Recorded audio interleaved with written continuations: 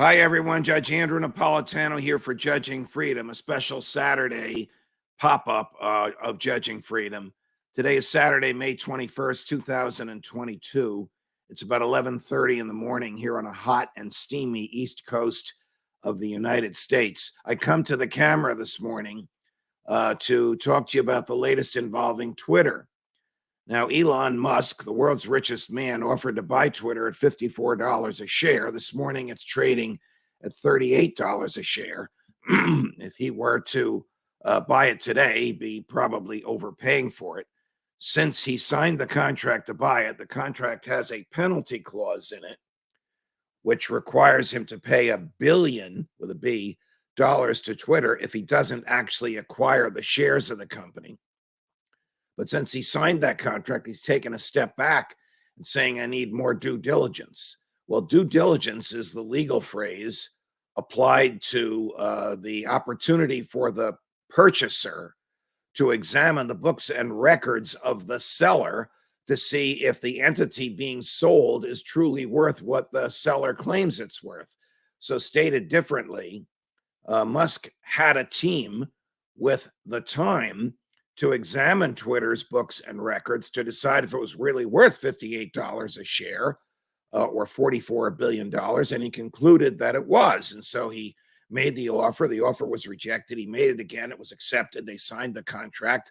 Off to the races, meaning wait for government approval.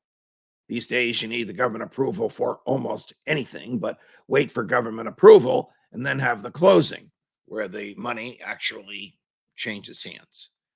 Then Musk said, I need more time to decide how many of your billion accounts are bots, or robots, or fake accounts.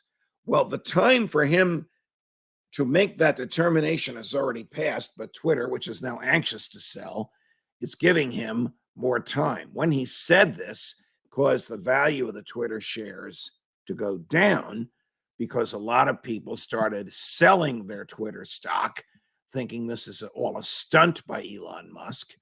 He's worth $243 billion, the loss of $1 billion. Well, a lot of money is not a lot of money to him, and he may be willing to take that loss. That's at least the attitude, I think, of those who are selling their shares. Twitter is responding, and this is what's newsworthy. I'm sorry for the long introduction.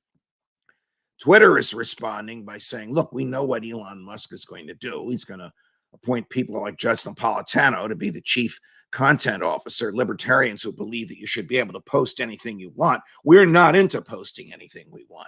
So Twitter is actually cracking down on what you can post. And they are cracking down on what they call misinformation about man-made disasters and natural disasters. We don't know where this is going to go.